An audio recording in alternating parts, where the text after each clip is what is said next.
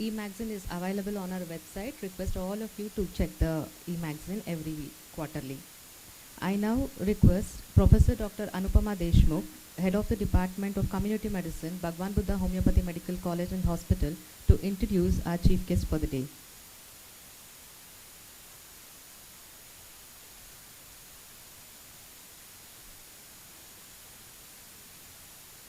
Good morning, one and all.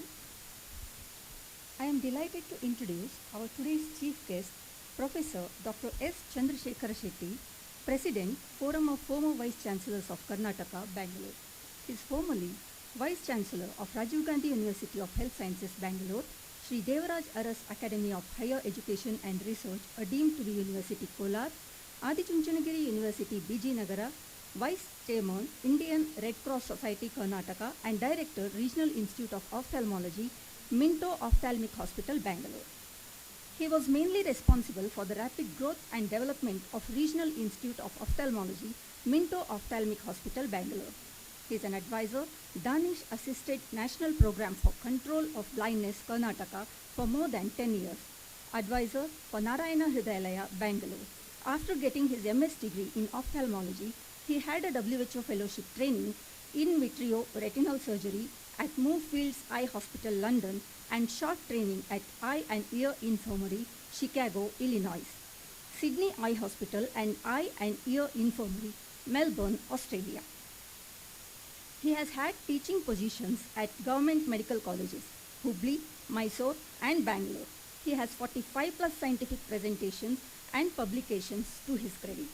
He was the Chief Site First Technical Advisor, Lions Club, International Foundation, India and Sri Lanka, and was responsible for developing 125 plus eye care projects benefiting 1 million plus patients. He was instrumental in raising funds for many health and welfare initiatives as a Vice Chairman, Indian Red Cross Society, Karnataka. Dr. Shetty has been advisor, chairperson or member of various committees of states, national and international governments and NGOs, and also associated with NAC board in the last 3 decades.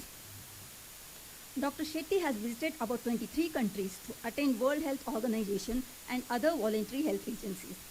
He was conferred with Honorary Doctor of Science by RGUHS, Karnataka, and Odisha State Medical University, Ukraine, for his contribution to the field of medical education and community eye health. He was felicitated by Shri Basavaraj Bommai, former Chief Minister of Karnataka, in the divine presence of Shri Dr. Nirmalanandanatha Mahaswamiji, the Honorable Chancellor of Adi Chunchanagiri University, for his contribution to rapid growth and development of the university.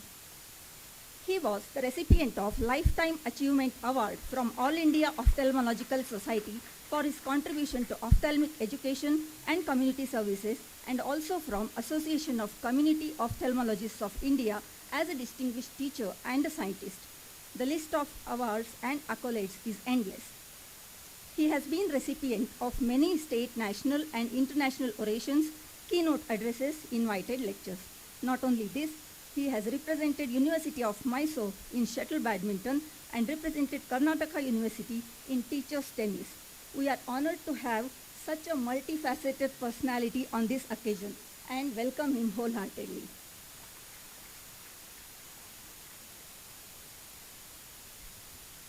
Thank you, ma'am.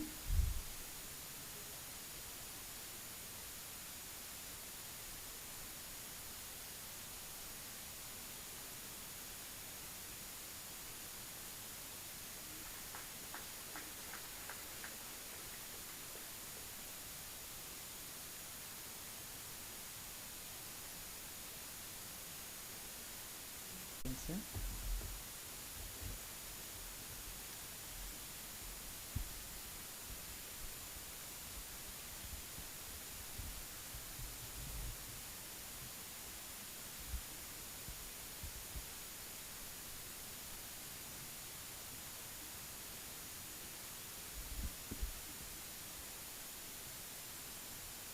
Good afternoon.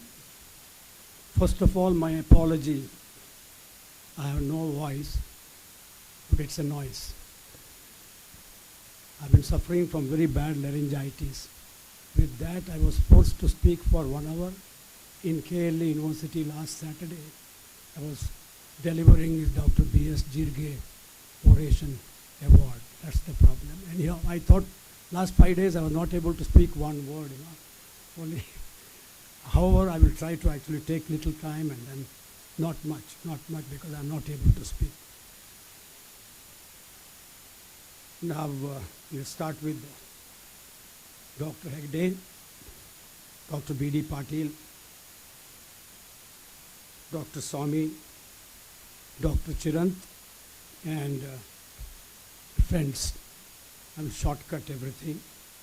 And first of all, my pleasure to participate today in the 269th birth anniversary of father of homeopathy, Dr. Christian Frederick Samuel Hahnemann. And it's my pleasure, my homage and tributes to actually and Dr. Hahnemann because the father of homeopathy. Just a few words about that. In terms of homeopathy, I think it normally belongs to Germany because I need not address the homeopaths what is homeopathy is because I dare talk about that. However, that in India, starting from Punjab, I think first homeopathy medical colleges started in West Bengal. That's how it started. Actually it's in 1881 and it's Calcutta Homeopathy College. Dr. John Martin Henningberg, I think he was the one who started that one. I think the Maharaja of Patiala, Ranjit Singh was the one, I think he was given the treatment. I'll just leave at that because I dare not talk. However, it's very interesting. First of all, my congratulations to Karnataka Qualified Homeopathy Doctors Association and National Institute of Clinical Excellence in Homeopathy for continuously organizing CME program for the last 33 years. And then coming out with the souvenir, whatever is there, and a scientific journal, a 12th edition. I think 12th edition has been released. It's very commendable. And just getting back to the actually role of health sciences, always allopathy, homeopathy, alternate, or all kinds of things, you forget about it. I think let's forget about it for the time being. What are the actually social accountability of medical practice? When I say medical, it belongs to all disciplines. The first is relevance. So what is the relevance of allopathy in terms of healthcare, whatever we try to do? Similarly, what is the relevance of homeopathy in terms of personal health and people's health? These two things are different. It's personal care versus people's health or the community health. That's the actually and public health language we have to speak.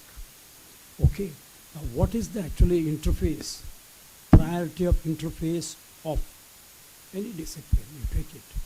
One is public health, because ultimately what is important for humanity or in terms of society or the community or the country is this. Whatever we are trying to do, are we doing it for public good or private good or personal good? That makes all the difference. That's the difference between ordinary and extraordinary. Ordinary people always do it for personal good, family good, kith and kin good. That another, actually, a small difference, that's called extra.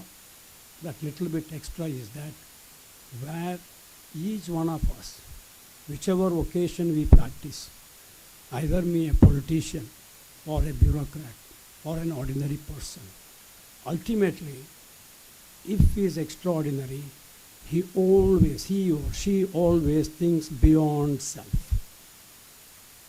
Beyond self, there is a family. Beyond self, there is a society. Beyond society, there is a community. Beyond community, there is a state, there is a nation. That's a universe. That's what we call it as Vasudhaiva Kutumbakam, or called as value-based education. That's one thing. Moment you say in any terms of that, it's for public, that's called public health. Then comes private practice. When you say private practice, you always have the actually, and then physician, that's called as actually family physician. Or you can say the primary health care, secondary, tertiary, whatever it is, center of excellence, you keep on talking, that becomes a curative medicine is there. And the third category is all of us, because we have, I think I'm told that about 200,000 homeopathists in this country, about 245 homeopathic colleges in this country, and about 14 colleges are there in Karnataka. And I was the vice chancellor also in the same range. Hardly there is no increase in the homeopathy college right across last 25 years. I think only fingertips are there. It hardly 4 or 5. I think we have to ponder over it. Why there is no increase at all right across, especially in Karnataka, that we have to look into that one. Because it's 1999 I was the vice chancellor. So I was having the count at that point of time, both the colleges and the actually faculty, how many were there, that we have to find out one thing. Then the one very important factor in the history of medical education after independence is that this country has never given importance for creating new knowledge in health sciences. Very unfortunate, very unfortunate. You compare the actually, because I have traveled across the globe and visited different universities are there. What is important is that the whole education system is faulty. Is faulty because all of us, starting from the actually, who are the actually stakeholders in running this whole society is that one is the policy maker or so-called the glorious politician. I'm sorry, because election time I'm not supposed to speak I should be very careful. And code of conduct, it is not one, at least to say a glorious one. And the second one is the most important, more than anybody else, is a bureaucrat. That's called as, you just call it a bureaucrat. The next comes all of us, we are professionals. The professionals. And then the community. That means you need actually very strong political will, then bureaucratic will, and professional will, and community will, and whatever. Otherwise, you'll be pointing fingers at each other. We are only that we have been doing it for the last 75 years and continue to do it. That doesn't solve any problem. Because when the Rajiv Gandhi University Act was actually created, because I was later on 2005, I was asked to be the chairperson of the review commission of the Act of the Rajiv Gandhi University. Quite actually shocked to see that it has told only that teaching and training university, no word of research. Of course, review commission we gave it, and of course, review commission report was still like biting dust in the actually corridors of Vidhan Saudha. Okay. They never opened it. What was the report of the review commission? We leave at that. So the point here is, I became the vice chancellor of Devarajas University. After I think 2 months or 3 months, we had a press conference. Mr. Jalapa was there, late Mr. Jalapa. An ordinary journalist from Kolar district. He asked me, sir, come college university agide sir. College university ku yen difference sir? What's the difference? What's the difference between a college and an university? The college disseminates only the actually existing and the old knowledge. It only disseminates. University creates new knowledge. University creates new knowledge by research. Either improve upon the existing knowledge or disproving the old knowledge or creating new knowledge is the responsibility of the research. More so, you are actually constant unit of an university. It's very, very important for actually deemed to be universities and the private universities. That's where we are seeing more improvement in those institutions rather than affiliated colleges of different universities. That's only exam conducting and actually affiliation inspecting, the glorious inspecting institutions. I'm very sorry to mention that this inspection Raj has not stopped yet. Hope with the NEP 2020, they said no more affiliating colleges. It may not actually see the day of light. You will have more of autonomous colleges, degree awarding one. The three types of colleges. One is research incentive, large universities. Second one is that, and degree awarding colleges, there's a little bit of research. And the third component is supposed to be all are autonomous degree awarding institutions. Hope, I don't know, because at this point of time, only 10% out of the 48,000 colleges are only autonomous colleges. We have 1,174 universities. 1,174 universities at this point of time in this country. When Petroda Commission said, Knowledge Commission, we required about 1,500 universities, and all of us are laughing. But at this point of time, we have 1,174 universities in this country, in this country, in this country. That we should remember. That's not a fast-growing one. That's one thing. Now, next comes the actually very important thing in terms of social accountability is excellence. That is quality. It is not just the number, it's the quality. I think what changes have been taking place in the NAC, because I associated with NACs since inception for the last 20 years. And I myself is the chairperson of the NAC manual of 2013. Again, 2019 manual, I was one of the core committee members. Again, at this point of time, binary accreditation, I'm again in the committee. And by June, we will not have any kind of actually A+1, A+2, B, nothing will be there, only accredited or not accredited from June onwards. From December onwards, from 2025, we have 5 levels of accreditation, level 1, level 2, level 3, level 4, level 5, and not yet very clear, the clarity is not yet there. We have to wait and see what's going to happen. What will happen to the existing actually ones which are having category 1, 2, 3, all kinds of things.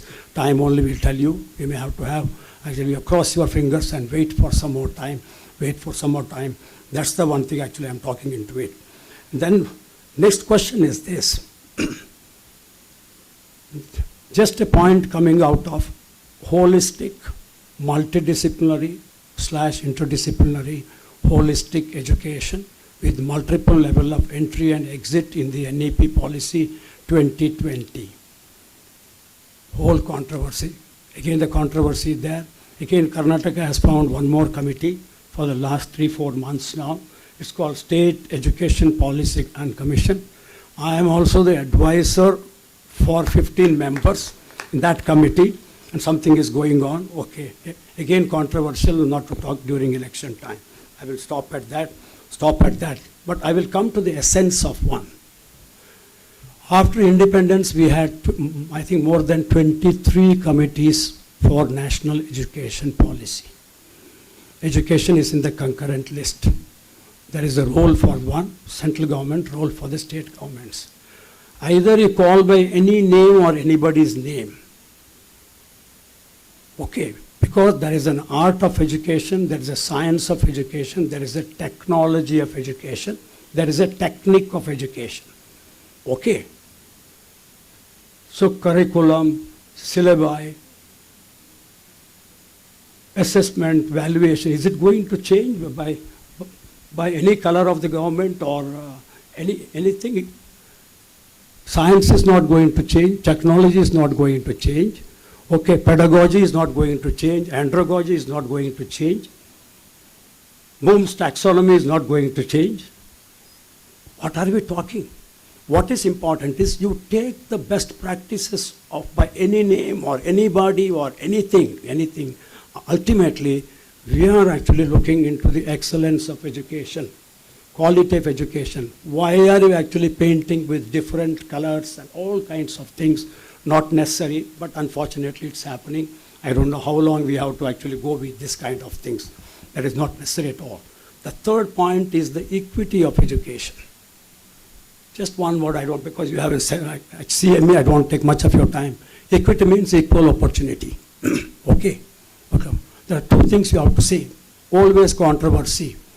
Equity means, that means excellence means it is only available for the highest quality, that means people who can pay. It's called as elite education.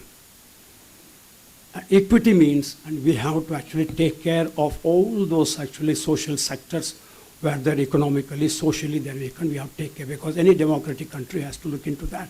That is called as egalitarian education. So this controversy is also going to be there.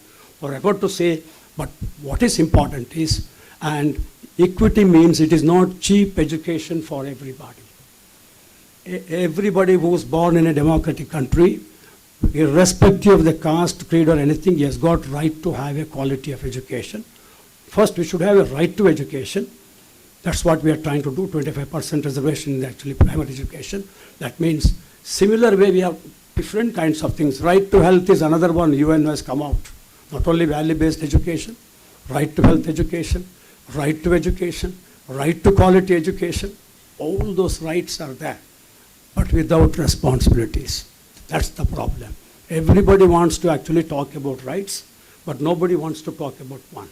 Then in terms of medical practice, because I don't have much of my time, and all the practitioners of any discipline, there are 10 commandments I always keep on talking. One is competency. That means skills. That means now we have to talk about actually skill-based training rather than knowledge-based one. We have, that must learn, desirable to learn, and then nice to learn. Last one is there. Instead of must know, I think we should say that must do. That means you have to be trained in hands-on skills are necessary. Okay. Second one is actually curing. Being a doctor, I have to cure. Third one is we have to care for the patients. Cure. The third one is care. But to do all those things, you should have good communication skills. And you should have the counseling skills. You should be a good communicator. You should be a good actually care. Then compassion. Then you should have the counseling skills, and then comes the conduct and character. Each council has got its only actually ethics and etiquettes of each council. We have to very scrupulously follow it. Otherwise, you land in trouble. It's called as professional conduct of each council. I'll leave it at that because there's no time here. Then, as a physician, you have to maintain confidentiality. It is an unwritten actually law between the patient and the treating physician that we should maintain confidentiality. Informed consent. I was sitting as a member of the Medical Council of India in the Central Council and Ethics Committee member for 2 years from 10-1. The type of medical ethical problems actually we have to solve out a monthly meeting. Every month for actually 27 months I sat there, and it was very disturbing. Very disturbing. And sometimes my own students actually came up, then I had to recuse myself and stay quiet or walk out of the meeting that our own students are coming before us for actually and medical misconduct. It's applicable to everybody. Let's not point at each one. No, we are less actually ethical than them. There's nothing called more ethical or less ethical. It's like it's like a terrorist classifying good terrorist and bad terrorist. A terrorist is a terrorist, and an unethical person is unethical. There's not like little more unethical, little less unethical, less corrupt or more corrupt. Isn't nothing like that. Corruption is corruption. It's nothing like less or more. Less or more. Okay, that's the one thing. And the last one is actually, and very, very important thing is that and most of the problems are due to not having proper informed consent. 70% of the times, it was due to actually not having proper informed consent was the main problem. Then confidence, other things are there. So these are certain ethical points. So what are the actually and challenges or the lapses in medical practice? One is actually casualness. Very, very casual. Chalta hai. Okay, another is actually called as carelessness. Absolutely callous. Another one is actually we have problems in case of actually problems in decision making and error of judgment. Fair enough. Not everybody is good at taking decisions. Then comes negligence. You have a problem. You have to face the actually councils. If you want to save your registration, if you want to continue practice, you have to be careful. But criminal negligence is a very serious offense. You will land in police custody. Criminal negligence, you will land in actually police custody, especially and misconduct. Okay, especially handling patients and misconduct will land in police custody. That's one thing. But one important issue I would like to talk is the actually deficiency of service or deficiency of quality of service. that comes under consumer forum. Very, very interesting. And in a hospital, something goes wrong, the liability is there. If there is deficiency of service, the liability falls on the management of the hospital, not on the doctor. Doctor is not, unless otherwise he is both the owner and a doctor, then he is answerable, because deficiency of service, it goes to that one. I will not take much of your time, and these are the few things. And to be successful in life, in any profession, is called soul searching for success. One is actually, you should have clarity of mind. Don't be a confused person. Be clear what you are trying to do. If I'm a homeopathy doctor, I'm a home doctor. I should be clear that I'm a homeopathy doctor. If I'm an allopathic doctor, I am clear that I'm an allopathic doctor. I'm supposed to practice my own discipline under the law of the land. Only one point I would like to say in terms of national education policy, all our disciplines should practice multidisciplinary component in our curriculum. Okay. Little bit of Ayush in allopathy and little bit of allopathy in Ayush should be the future. That has to be. Not only that, if you want to make it interdisciplinary, that is called as actually technology has so much changed. You should know artificial intelligence, machine learning, cloud computing, data analytics, robotics. Don't you require this? And computational biology, 3D printing. All these things should be part of our curriculum. If you don't do it, we will be lagging behind for many, many years. Don't take it, don't actually draw barriers. That's not the way. Unless you actually update yourself, unless you align with the changing world and faster world, we will fall behind. Don't fall on all kinds of divisions, and just like divisive politics happening these days, don't be actually divisive ones actually. You try to have something good in anything. You just pick up and try to practice. Don't give any name, any color, anything like that. That's what we should do. And these are the certain areas, and we have to include in our curriculum. In the last one you include, okay, 10 to 20%. Then we had the COVID problem, online education is there. During that one, we analyzed actually nearly about 4,000 classes. Online education, we think it's an alternative. It is not, it is complementary one, but we have to be prepared for that. When you say online education, it should be made available, accessible, affordable, appropriate technology, acceptable quality. Then you have the attendance problem, you have the attention problem, you have the assimilation problem, you have the problem of evaluation, assessments are there, then you have the problem of acceptability is there, you have the problem of accountability is there. So everything we have a problem. You have a problems are there, but there must be a nice blend of both online and offline classes, but don't brush it anything aside, because in everything there is two faces of the coin. There's something good, something bad. You take the good and then avoid or defer the bad ones. With these few words, my pleasure having participated. Sorry, I have a bad voice. I hope it was not a noise. Anyhow, thank you very much.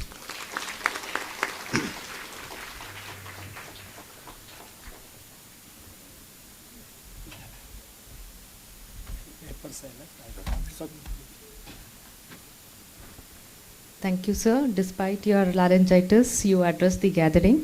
Thank you for adding immense value to our gathering today. We are pleased to have distinguished personalities amongst us today. They've all come all the way to share their valuable knowledge and experience to all of us. I request our resource persons to come over to the dais and accept our token of gratitude. I call upon Dr. Pradeep Kumar Gupta ji to please come over to the dais.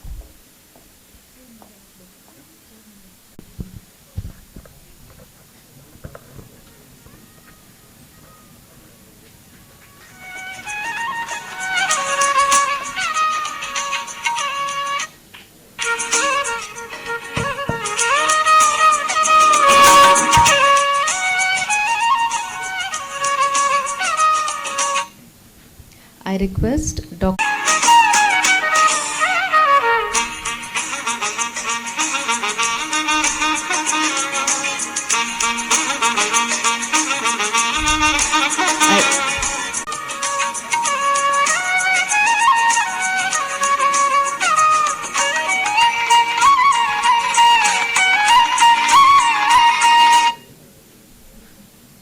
Amongst us today we have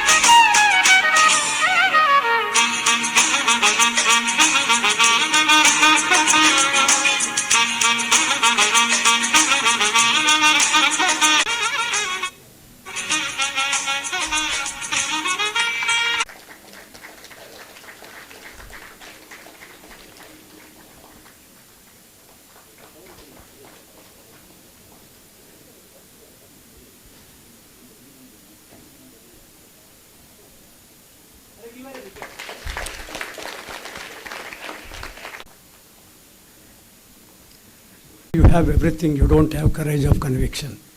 That's the problem. Thank you very much.